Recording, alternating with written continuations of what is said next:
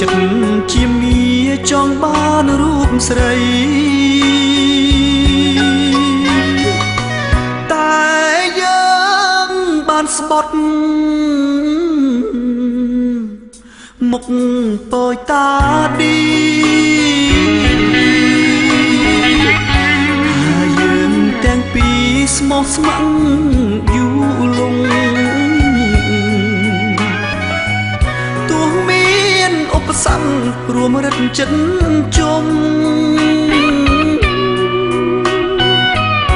ក៏បងនឹងមុំមិនព្រាត់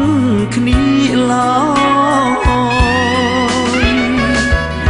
ឃើញយើងបានសុខគេមិនព្រមទេរងល្បិចរិះរេបំភ្លៃការពិតបងក៏ទំនងស្រាយប្រាប់ញាតិមិត្តអូបូថាគេទៅពិតជាម្ចាស់ចិត្តអូយ៉ាងไรអរគុណឯងមួយអូព្រះវិលោកទៅដឹងច្បាស់ថាខ្ញុំពិតម្ចាស់នឹងអូនបោផាមិនអាចបំភ្លៃតាមតែពាក្យថាមានព្រះវិហារជាសង្ស័យផង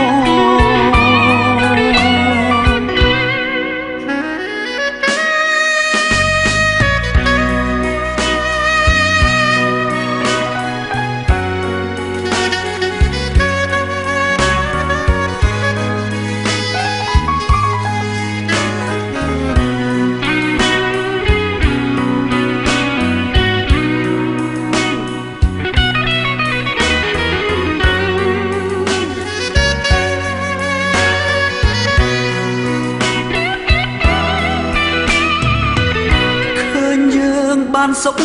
គេមិនព្រមទេរងល្បិចរិះរេបំភ្លៃការពិតបងក៏ទំនងស្រាយប្រាប់ញាតិមិត្តថាគេទៅពិតជាម្ចាស់ចិត្តអូ